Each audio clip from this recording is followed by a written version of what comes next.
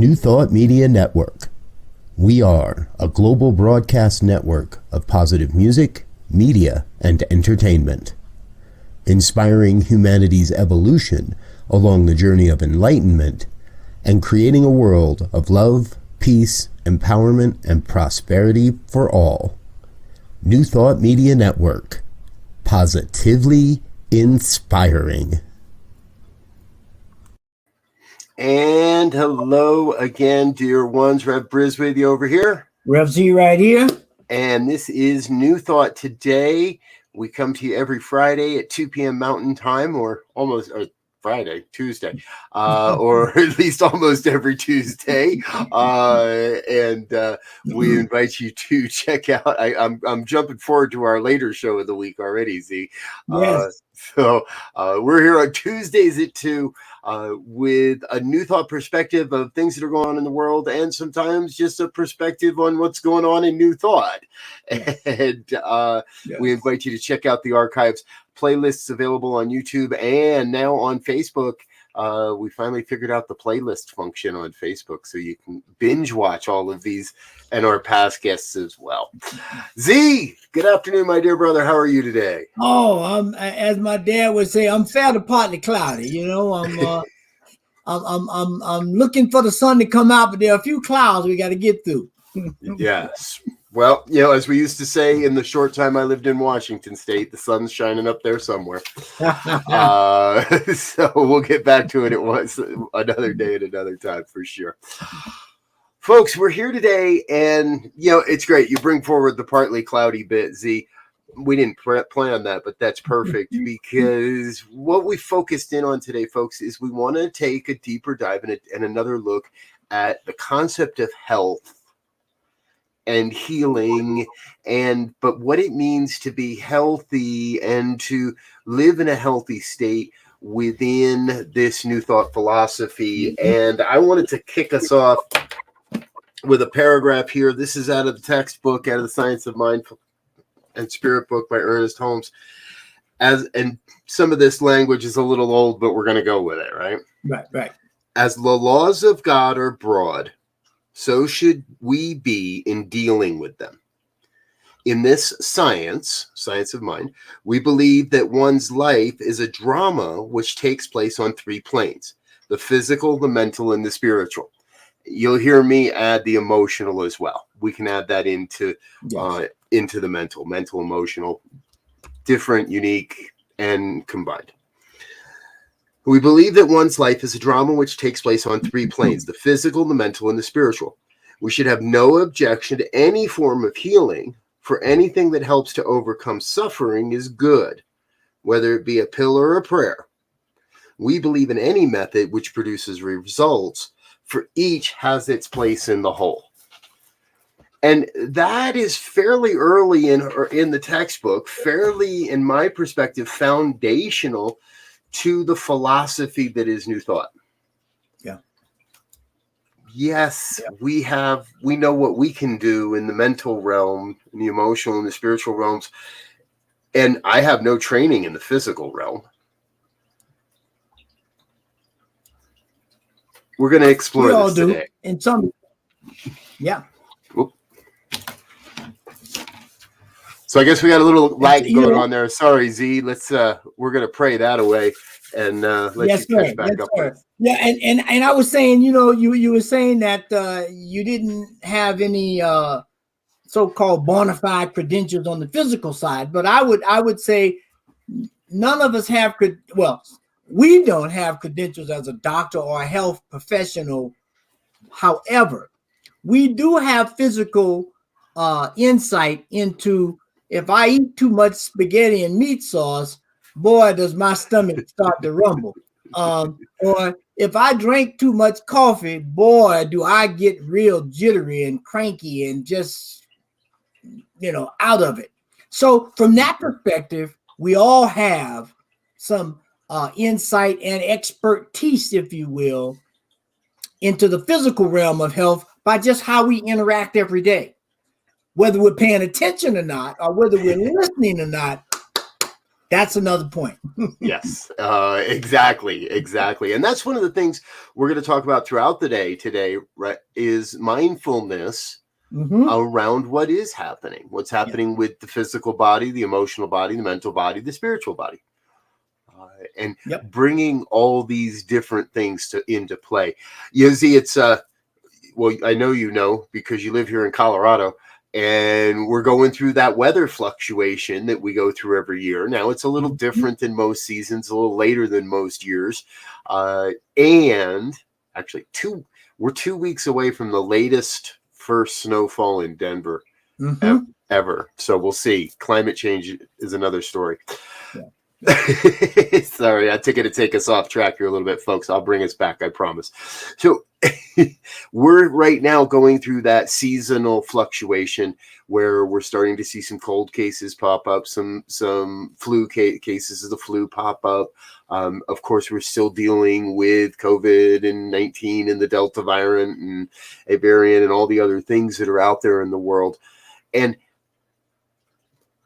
I have always perceived that this philosophy works alongside of what we would consider traditional medicine.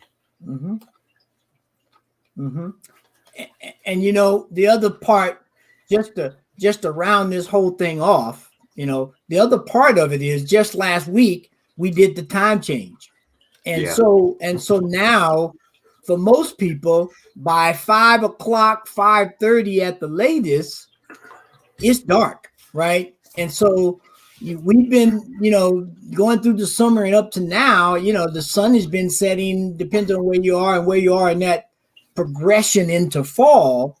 Heck, you know, 8:30. You know, and so now we've gotten slighted, if you will, out of a couple of hours of brightness, which we know light has an effect on the brain and the mental attitude.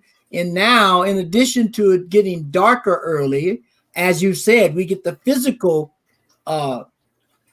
adjustments of the body, cold, congestion, tiredness. And so this aspect of spirituality and health and how we have to look at it from an, you know, take your pick, wherever you start, inside out or outside in, it's one thing, right? You can't get away with one without the other. And so we have to begin to look at, you know, from the physical side, our activities, our eating habits, our resting habits, and counteract that with how our mental state of anxiety and tiredness and well-being and emotional stability begins to either affect us hand in hand or work for us hand in hand. Right. I think this is, wow, we've gone a long way in 10 minutes already today. Yeah, topic is meaty right here. Exactly. Because this is part of that holistic perspective again. Right. All the different parts have to fit together. So it's not segmented. Right. My physical activity cannot be segmented from my spiritual well-being or my mental well-being. If I'm in a gym just lifting weights and I don't enjoy it and it's nothing but drudgery and number one, I'm never going to be successful because I'm not going to be invested in the repetition necessary. So I have to find a physical activity that meshes with my spiritual practice or vice versa. Find a way to bring my spiritual practice to the physical activity. And we're always looking at all of these from interconnected aspects. Yeah.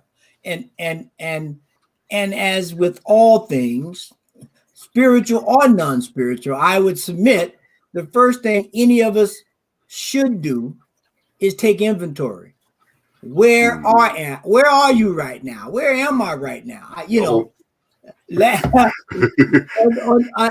Last weekend they had the New York Marathon, you know, and you know, I could sit here right now and say next year I want to do that, right? And I've run 2 New York marathons a long time ago.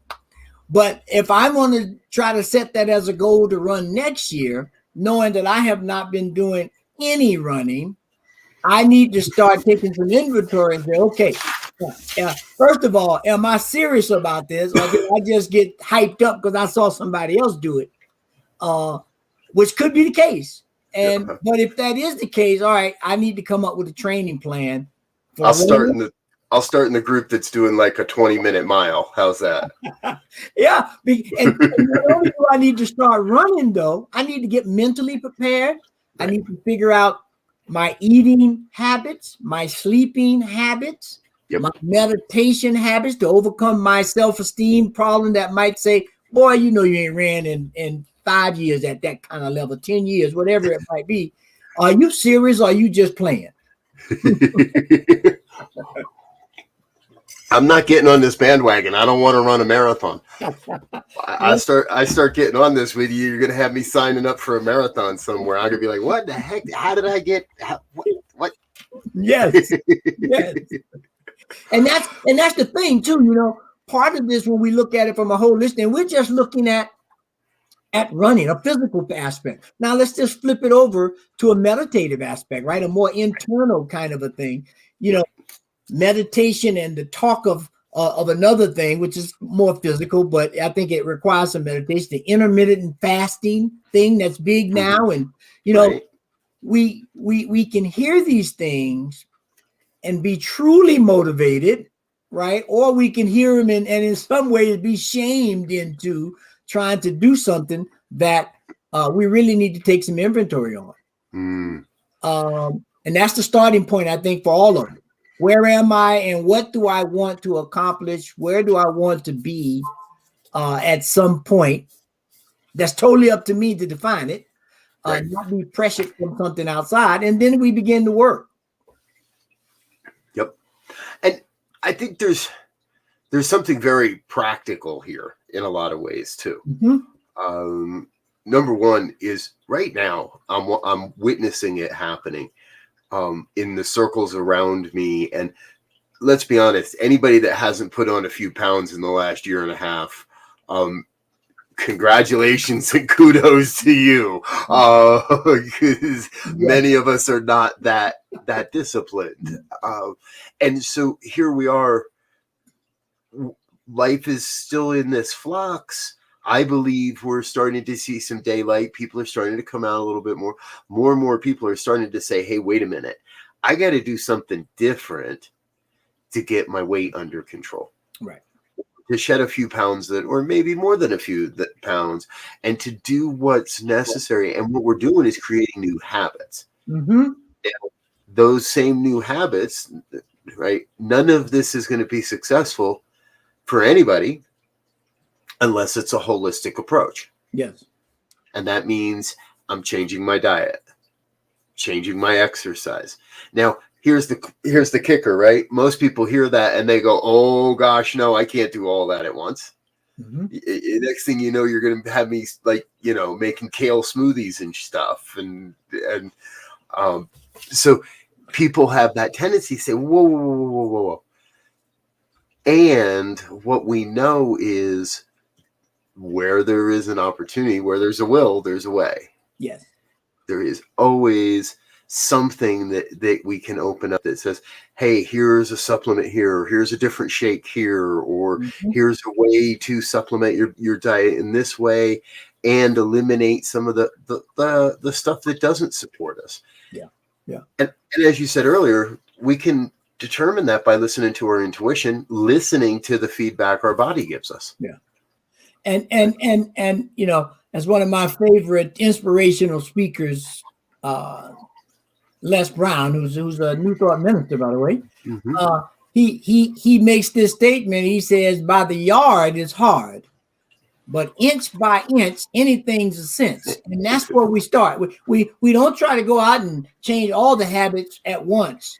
We don't necessarily pick the hardest or the most difficult thing to start working with either. Let's get some momentum moving forward, because one good way of doing that, which is foundational to the spiritual aspect of this, is to begin to establish rituals in our lives that can help us either establish good habits or reinforce those habits or help us ingrain those habits more and more in our own lives. Because when we sit and think about it, everything we do in our life is a ritual. Mm-hmm. Whether it's the way we go to bed, I have to write in my journal, and it might be a part of a practice, but it still becomes a ritual. I have to make sure I brush my teeth and floss or whatever it might be, but it becomes a ritual. And if you've done it a couple times and it really becomes embodied, when you don't do it, you feel it, right? Oh man, I couldn't get to sleep last night. Why? I forgot to write in my journal.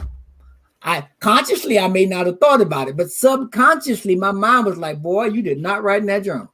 Uh-huh. Capture your ups and downs and ins and outs. And so we really have to look holistically, as you said earlier, to the spiritual practices, to the habits, to the rituals, to the mental and the physical, anchored, if you will, by the emotional to make it happen. And now is the time that all these things come into play, because they're all working on us right now as a total being. And from a new thought perspective, we want to present a foundation for people to be healthy during this time. Yep. And the next 6-7 weeks provides all the opportunities we need in all these different realms, right? Yeah. To be mindful of, what am I eating? What am I consuming? What am I consuming by just sitting in front of a television, watching football or the news or this or whatever it may be? I'm not going to pick on football, I promise. Especially now that, the Broncos are winning all of a sudden or something. Yes, but anyway, so we have these great opportunities in front of us to say, to really listen in. And so, I want to start with something that I know a whole heck of a lot about, that is popular now, and it's all the rage, if you will, and that is this whole idea of intermittent fasting. Okay. Mm-hmm. Now, for me, when I first heard this idea about intermittent fasting, I was like, Is this like Meatless Monday? Well, yeah, a little different, because and they have different time frames on it about setting up times where you go for, and different people got different time zones on how long you're supposed to not go with anything, right? And I'm thinking, boy, that sounds like Ramadan to me, which I've been practicing Ramadan since 1977. With this intermittent fasting thing, because Ramadan is based on a lunar calendar, which means it goes throughout the year and it happens in all 4 seasons. So that time could be as short as 10 hours or 16 hours that you're going without food. And from an Islamic Ramadan perspective, you go from sun up to sundown. There's no food or water. Right. And of course, there's most definitely a spiritual and a disciplinary aspect to it, of not being able to eat or whatever. But it begins to train the mind as well as to insights that come in, and your body cleanses out because it's not always working. If we go through snacking all day, our body is constantly working, right, to digest and eliminate. But if we're not, at some point it finds a balance and it settles into its own natural flow, if you will. And so, right. So here's one thing, this intermittent fasting, however you want to term it, that allows the body to relax and find its own rhythm. It allows you to clear your mind. And for me, and I'm sure you would find this attestation, regardless to anyone that's done any serious fasting, that your mind clears up, your intuition sharpens, your perception widens when we do this, and everything, physical, mental, emotional, and spiritual well-being rises. Yes. And I've witnessed you not only fasting, but breaking your fast as well. And what I've witnessed there is that it's not like, I've never seen you in a place of this ravenous, right. Oh my God, I am starving. I have got to gorge myself. I've never seen you in that place. Yeah. Now, I've seen you chow down with breaking the fast, but there's still a very intentional mindfulness. Yes. To not go rushing back into the human body aspect of food and nourishment, but to be in a more spiritual relationship with your food in that experience. It's been I have learned immensely just by witnessing you over the years and coming to understand, oh, it's Ramadan. Okay, yep. Get ready, because Zia's going to start spouting some philosophy like a fire hose in the next couple of weeks. Yes. As he gets clear and as he has more time to listen deeply and to be with a higher vision, a higher power, your calling, all of it. Yeah. And you brought up a point, because all of us seekers on the road to understanding and enlightenment, if you will, I'm sure we've all done all kinds of things to sharpen our being.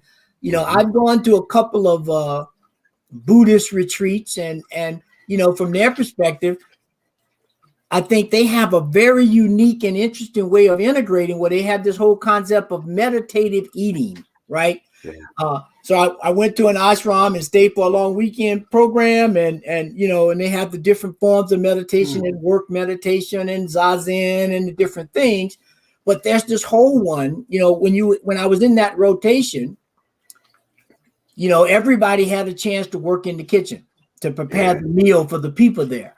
Right. And that was done in silence, unless you really had a real question to ask. And when you sat down to eat, it was the mindful eating, right? Intentional eating. And so once we begin to carry that to everything, and the Buddhist has a great platform, mindful work, meditative work. When I'm working, I'm not listening to the music. I'm not, checking out the birds singing or whatever. I can be aware of it, but I'm here doing meditative on what I'm supposed to do. Right. Yes. Which is a whole nother way of living. Mm-hmm. A much more intentional way of living. Yeah. And that is what we teach. Right? Be mindful, be intentional, and work with the consciousness. Yeah. And work from our consciousness, from the transformation of our consciousness into a greater experience of our lives in the moment. And here's where, for me, it really catches home too, there's a deeper sense of assurance, right, that everything's working out. Right. And ultimately we cross. Right now we're talking about concepts and things that I think are fairly reasonable for people to get their head around and find their space. Yeah. And then now when we get to the edge, we step into the realm of stuff with Larry Dorsey and some of the medical scientists who have done work on different physical ailments such as cancer and things like that, and how they have looked at not only this diet thing we're talking about, but how meditation and stepping over into prayer, right, that they've studied and documented on how that part of the spiritual mind body platform works. And we know that there's some documented cases where they've had people pray, and doing a double-blind study where you don't know if you're being prayed for or not, and results has improved for those who were prayed for in terms of getting over some pretty tough diseases, or to help that cause. And so now we step over into that, and we know that from Ernest's perspective, he says, someone asked him once, I think that it is how it transpired, do you just rely on prayer? He said, yeah, I rely on prayer and the pill. Right. That we know it's all from God, so we embrace all of it where it's needed. Yes. And that is, again, from me, foundational in the New Thought philosophy. That, and in the very early parts of the book, across all of our different traditions in New Thought, so many of us talk about the day where science and spirituality walk hand in hand. The day where science and spirituality walk hand in hand. Now, I know of really good people that are chaplains, that are in the hospitals. I know really good people that are ministers, that are very, and you know, not that you have to be a minister or a practitioner, that are influenced and educated on the New Thought philosophy and principles, and are bringing those into the secular world, or especially in the healthcare industry. We have to continue to make it a both and. I'm gonna pray my ass off. And if the doctor says you need this, if the bone is broken and you don't take the painkillers, it's really hard to meditate. If your bones are broken and you don't have a way to dull that pain, I don't know how good my prayer is going to be for healing when my mind, it can't focus. Yeah, and you know. And of course, we do have, as they say, those superstars who can do that, right? Because we know, again, of meditative, there are documented cases, and the Buddhists make this so prevalent and easy to find, where we've seen some studies and some actual results of Buddhist monks doing some really serious things in relationship to their body functions and their mind work. Stopping their heart, and yoga, for that matter, of people really turning their systems inward and slowing it down to where medically it looks kind of like, what the heck's going on here? It's kind of dead. And I have a couple of personal friends who had the experience of cancer, and through a combination of prayer, meditation, and doctors, have gotten on the other side of that experience for, you know, a very good amount of time. Right. Yes. And you know, it speaks for itself. Yep. Absolutely. And we have experiences of this, and right now we're actually, most people aren't aware of it, but we're living an experience like this. You just sparked the reminder in me. There's a place over in Vietnam called Plum Village. There's a Buddhist monk there by the name of Thay, more popularly known as Thich Nhat Hanh. So a handful of months ago, you know, the popular opinion was that he was about to say goodbye and check out and leave his body. And no, that does not appear to be the case. He is still in a predominantly meditative state.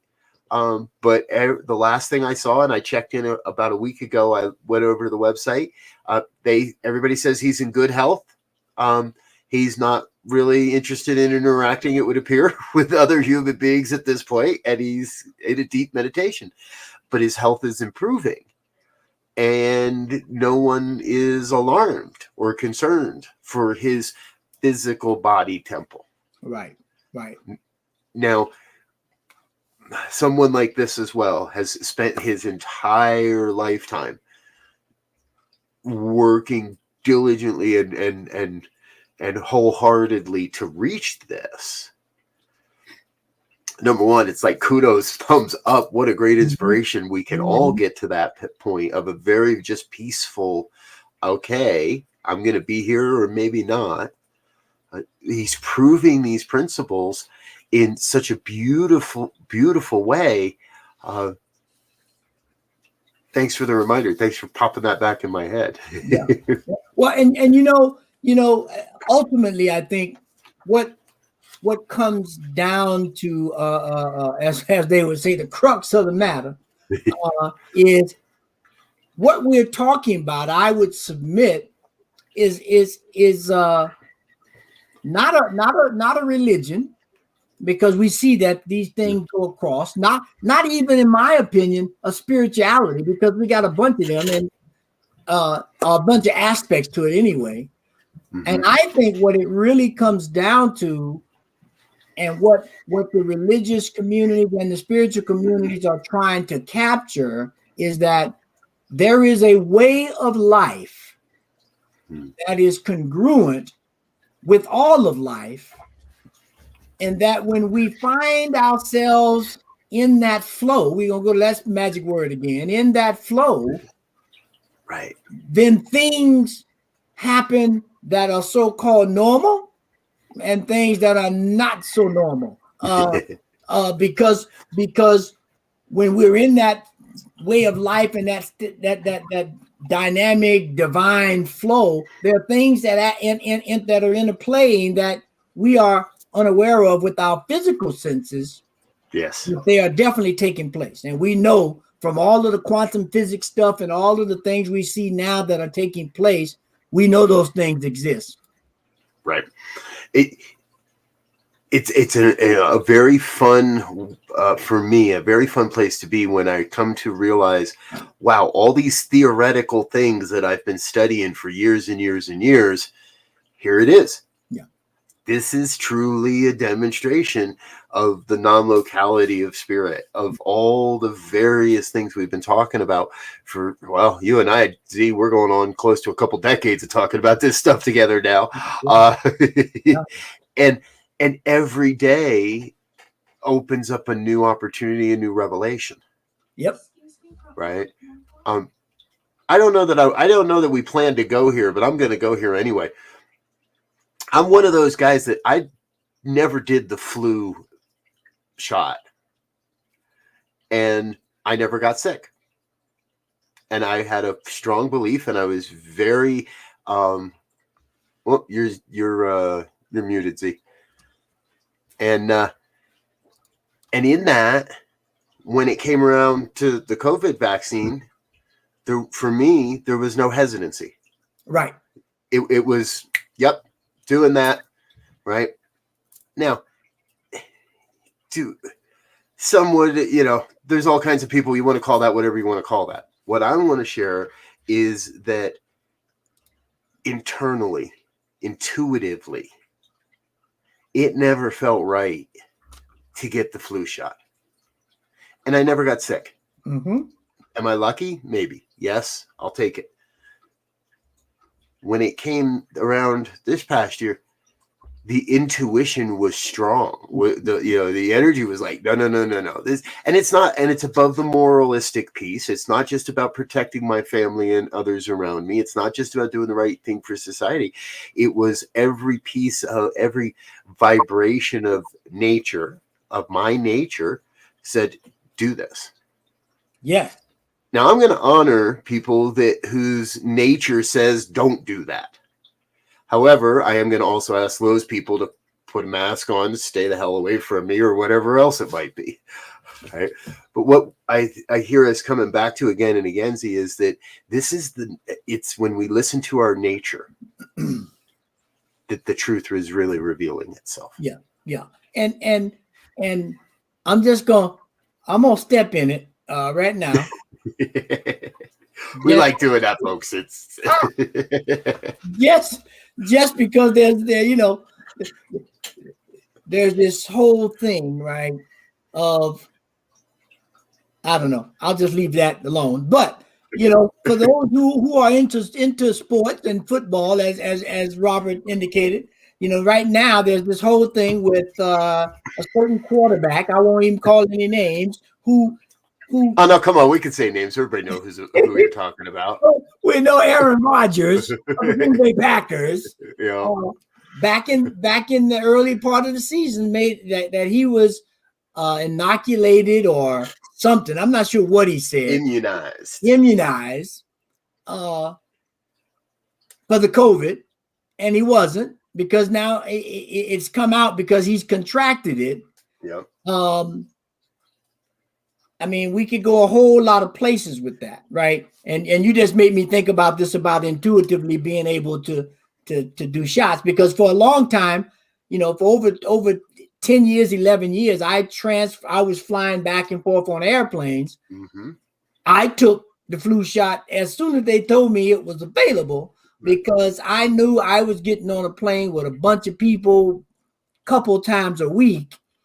And intuitively it said, even if you don't think the darn thing is doing nothing, your mental calmness of knowing that you think you got something, even if you didn't get something, would be advantageous to that process. And so here again, we know from documented cases that your mental attitude helps in the way, even if you get an illness, or some kind of sickness or whatever ailment, your mental attitude about your ability to overcome it, to withstand it, to keep it at bay, whatever you're trying to get to, we know that is work. And if and we can each look individually at ourselves, that if I thought the cold had me down, it kept me down for another 3-4 days. But if I thought, man, I'm going to knock this thing out the park, let me start drinking some juice and making more fluids and get me some soup and some cayenne pepper and all that stuff to open up the bronchioles, boom. We had some demonstration. Just one more thing, you said that before, and my mind kind of slipped away from me. When we go back to the early days of New Thought, no matter who you're talking to, whether which unity, divine science, Christian science, religious science, their whole work was predicated on a demonstration. If they were praying for somebody and nothing happened, they said that wasn't a good prayer. I gotta go work, because they wanted to see some results, and they got results. Yes. And so now, as you said earlier, as it says in the beginning of the Science of Mind textbook, I'll be glad, Ernie said, when science and spirituality walk hand in hand. Well, now that moment is true. So we should be able to do some greater work by those guises if we believe, if you will, and actually execute. And I'm gonna set up. No, because that is the point I think I've wanted us to get to all day. Not bad, folks. 37 minutes, and we're there. Right. In the early days of New Thought, medicine wasn't as advanced as it is today, and more people had to rely on the healing through the power of the mind. And there were greater demonstrations. And we've talked about this. I've talked about this ad nauseum with other ministers. At some point, we don't really know where, but medicine starts to pick up and people start to trust medicine a little more. And yeah, we still used our prayers, but it became a lot easier to dip into the science side. And I'm going to go wade into the science side of the pool for a while, especially when it came to health and wealth and health and wellness. Now, I think there is a little bit of a coming together. I trust we're coming together more because, again, there's more doctors that recognize the power of mindfulness and the power of meditation, the principles that we teach. I just met somebody that, rather than calling this all spiritual mind treatment, he just calls it practical prayer. Yeah, I like it. It's a practical prayer. And more on the science side are starting to bring in, and it's fun to watch and it's fun to be a part of. And I think the call is to ensure that we are looking at all of the aspects. Anytime there is a healing, anytime somebody is in, you can live with cancer or you can die from cancer. You can let chemo take you out, or we have demonstrations. I'm not going to name names here, but we have demonstrations in our very close community here in Colorado of chemo working because of the way that people are working their chemo experience. Yes. By the way they're using these principles. And I keep being reminded today of the woman that was in the movie The Secret, and all she did was watch comedy movies, and all she did was laugh, and she healed a tumor from her breast, and because she watched comedy movies. Okay, that's a heck of a good focused mind, right? For me, I'd probably watch some comedy movies and take some of the pills. And take some of this and do, again, listen to who you are, listen to the divine within you to help to determine what your path is. Yeah. And You think about what's his name? The guy who did Think and Grow Rich. Napoleon Hill. Yes. Yes. Yes. Napoleon Hill did this. I mean, before he got in, he was in the hospital with a bad illness. Right. Yes. And he used this method of healing himself. And after that, he went on to do all of this work, a lot of it, as a result of that. The entire divine science movement is built on the revelation of personal healing through the power of the mind. Yeah. And many of the new thought movements, if you will, there were a lot of people in the old days, folks. And truthfully, in the old days, if you couldn't demonstrate a physical healing, you were suspect. Yeah. That was truly the proof that you were a good metaphysician. Yep. And, you know, there are those that are still sort of in that camp, like, look at all of us new thoughters wearing our glasses. If we really believe this stuff, we'd heal, you know, we'd all take these off and I'd be able to see those words on my screen. I see them. I just can't tell you what they are. Exactly. So God's in the glasses. Exactly. Because you bring up a point. I listened to Alan Watts' lecture the other day, and you know, people, you're gonna hear me say this over and over again. If you want to have your boat rocked and really open up your mind to how much you got going on spiritually and conceptually, listen to Alan Watts. Read some Alan Watts. He'll put a pin in it for you. But yep. But he was talking about, and I'm going to paraphrase, and I hope I don't mess it up too bad, about this whole idealistic way of life, right? In some respects. And he said, you know, if no one ever got sick, if the ideal life was, you know, everybody was healthy and so forth and so on, right? He says the field of medicine would never have become an option. Right. The field of medicine became about because someone got sick or someone had an ailment or something happened that someone asked the proverbial question, why? And then they asked the second proverbial question, can I do anything about it? Right. And then they went to work and they started you know, they did whatever. They observed animals. They tested stuff or whatever until they came up with these remedies, i.e. prayer, herbs, chemo, pick one. Leeches. You know, and they began to investigate, explore, and take this journey called life to figure those things out. Right. Oh, I love these conversations, Z. You know, folks, that's part of what we do here is we take a philosophical approach to these questions and say, all right, what do we know? What do we believe? And what else could be possible? Yeah. And that's where I believe in a lot of ways, that's where you get to come in as an audience, as someone, whether you're watching this at 2 a.m. in the middle of something, or you're watching it live with us now. We love to have your input into it all, especially if you see a different perspective. Yeah. That's what opens the door for all of us to say, hey, you know, what if that's not necessary? What if something here is and this is how we change how we do health and wellness, how we do medicine. And, you know, there's so much we haven't gotten into, right?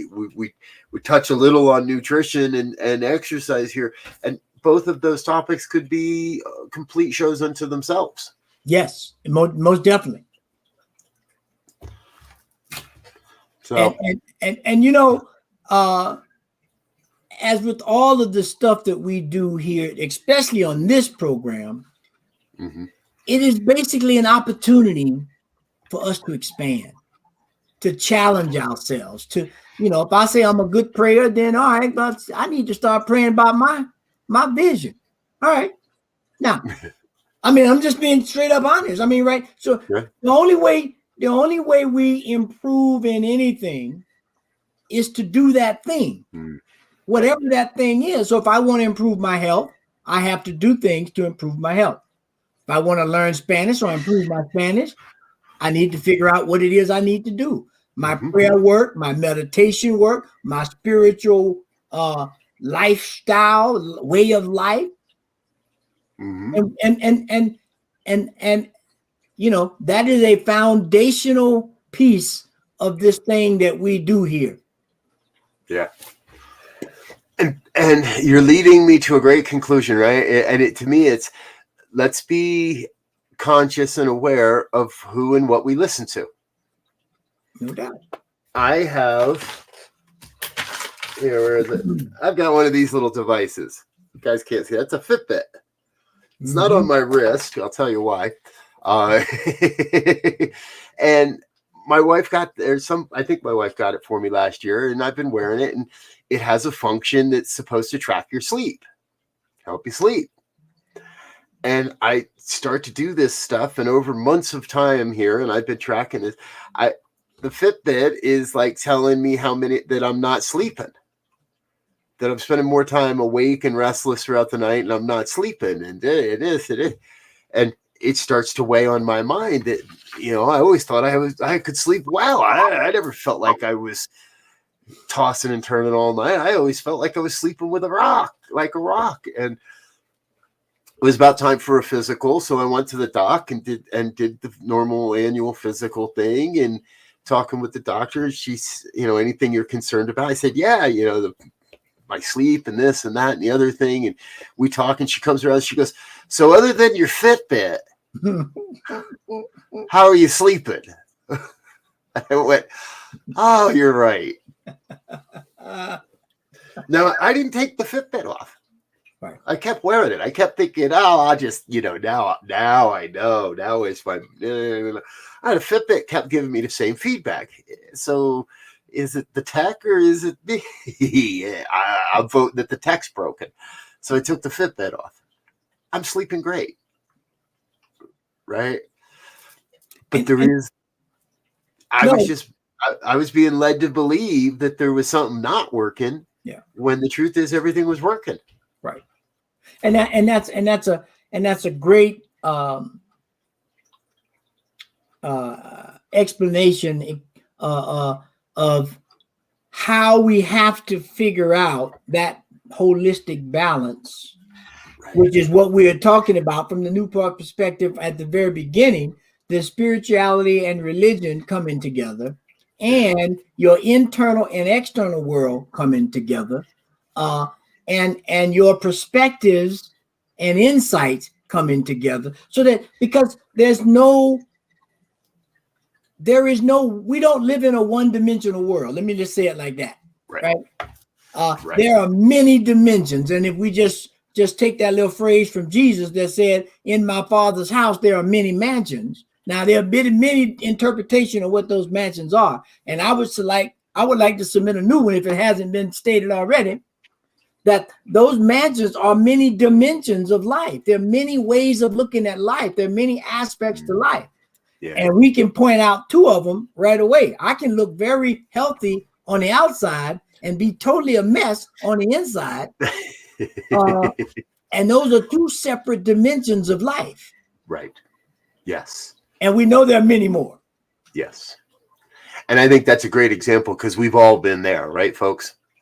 We've all been falling apart inside and somehow holding it together for the rest of the world so that people don't see what is really going on. And you know, it just popped in, you know, when we look at the Essenes, right, which are the esoteric group that Jesus, you know, go look up the Essenes that Jesus, some of the stuff that was found in Qumran in the caves, I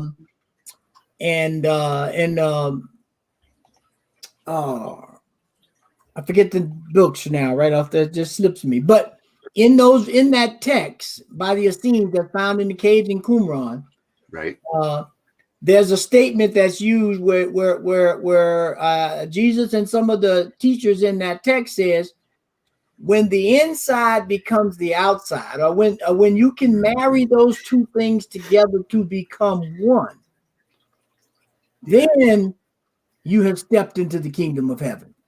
Yes. And that's what we're talking about here now with the health and well-being of who and what we are individually and collectively. Yes. And the good news is the answer to all of this is as near as the very next breath. Yes. The key to all of this is as near as the very next thought. And that repeated, now you and I talk about this a lot, right? Repeatable, consistent activities, repeatable, consistent actions, and consistently being in that point of reminding ourselves exactly of our truth, our divinity, our perfection. Mm-hmm. It's a little off topic, but it's sparking in me a project, and I'm not going to do it. Maybe one of you out there is going to do this. But there's a great little book by a guy named John Randolph Price, and in there he has this prosperity process, and it's a journaling process, and you're supposed to do it for 40 days. You're supposed to do it for 40 days without skipping, and if you miss one, you're supposed to go back to 0 and start again and see if you can get to 40 without even missing. I don't necessarily always do the missing part, because like you said earlier, if it gets to 11 o'clock and I haven't done it, my body is just like, and I got to get up out of bed and go do it. I'm closing in on almost 500 days. Nice. I'm closing in on 500 days Nice. of doing this practice. Yeah. Now, do I know those 10 statements pretty much by heart? Absolutely. Have I incorporated those statements into my experience and my consciousness? Absolutely. Am I demonstrating those into my life? I believe absolutely. Yes.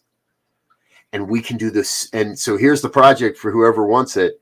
We can do the same thing when it comes to our physical health and our well-being. A collection of affirmative, not just affirmations, not just, oh, I'm whole, healthy, and perfect, and life is good, la-di-da-di-da. Powerful, meaningful practice that consistently reminds us that the divine is within, and it is our great pleasure to reveal that. Yeah. And I might have to take some supplements along the way, right? Yeah, but you remind me, the statement just popped right into my head, in that the truth is self-evident, right? Yes. I don't need, if I see something and recognize it as true, I don't need anybody to convince me, to tell me, to cajole me. If the truth of fire being hot does require no explanation once I've touched that fire. I understand the truth that fire is hot and that it will burn, right? And, yes. and so what I'm hearing, you've done this process for 100 days, hundreds of days, and the evidence of that, the results of that is clear to you. Yep. And anyone else that has done this process over some period of time. It's self-evident. Now, you may not be able to explain that sufficiently for someone to say, okay, yeah, I'm going to do it. But you can definitely create, again, that my friend Les Brown says, you can take a horse to water, but you can't make him drink. He said, but that's not your mandate. Your mandate is to create a thirst so that they want to drink. Yes. And that's what we're doing as ministers, as teachers, as practitioners, anyone that's on this path. Our job, and we've said it before, we're like a tour guide. Our job is to create a thirst. Yes. That when you step into a thing, you want to go long on it. You want to go long. You want to really dig in to get the essence of it and implement it in your life. Yes. Hey, look at this. Our dear friend Tracy Brown's hanging out and watching with us today. Thanks for being with us, Tracy. I just realized we need to get her on this program. Yes, most definitely. And get Tracy involved in this conversation coming up soon, too, here. And that reminds me, before we run out of time, folks, let us know in the comments, or let us know on an email, who would you like to see on this program? Who would you like? What topics would you like us to cover? you can send us an email, ministertalk@ntmedia.org. We will be sure to read those, get back to you on them, and make sure that we have a chance to consider bringing on the guests that you'd like to see and talking about the topics that you'd like to see. So, Z, we've rambled and rolled, and I think we found ourselves at a fairly comfortable place. I trust everybody out there is having a good time with us. And before we get out of here today, I would like to make a couple of quick, brief announcements. It's that time of the year, folks. We're going to get into some visioning around this place. And nope. Yep, there it is. It's time for our annual end of the year visioning celebration or retreat. This year, it's going to happen over 7 days, 21 different sessions, 3 sessions a day. That 4 p.m. Mountain Time is a pretty hot time frame every day. And we've tried to put these at different times so you can attend as many or as few as you like. Drop in for one or everyone. It's all good. They're all going to be facilitated live. I'll be there with you. No experience necessary, and all are welcome. So join us for that. Z, what do you got going on this week? Well, I'm going to do some inner work. I'm going to be speaking at a conference next year in Unity Village, and there's more to come on that. So I'm going to start planning because I got some intuitive hits the other night that are very powerful to me. So I want to make sure I can present them and create a thirst so they're powerful to other folk as well. Okay. Hey, let's give everybody just a little bit of a tease there. So I know what's going on. I know the marketing's not ready. However, I do know that here at New Thought Media Network, we have figured out that we've got 4 primary things going on: listen, watch, engage, and attend. And one of our focuses for 2022 is to provide you with more opportunities, not necessarily to attend events by us, but for us to be at places where you might want to attend and learn a bit more about the philosophy. And that's going to be Unity Village. Do you know what the dates are on that, Z? Yes. It is August 11th.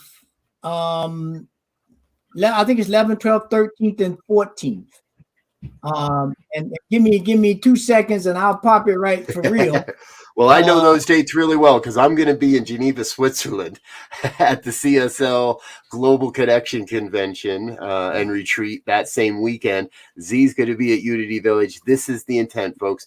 Wherever you might be, we want to make sure you know where the cool stuff is happening so you can come connect with those of us from the network and the people that are doing the great work of bringing new thought into the world in more powerful and incredibly powerful ways. So if you can't go to Switzerland with me next August, let's go to Unity Village with Z in August. And it's August 11th through the 14th, celebrating our soul.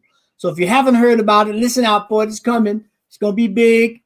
And it's going to be fun, exciting, and uplifting. So please join us.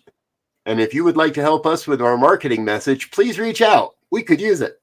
All right, we're going to get out of here for now, folks. I'm Rev Briz. We'll be back next week with more of New Thought Today. Thanks for being with us, folks. Peace.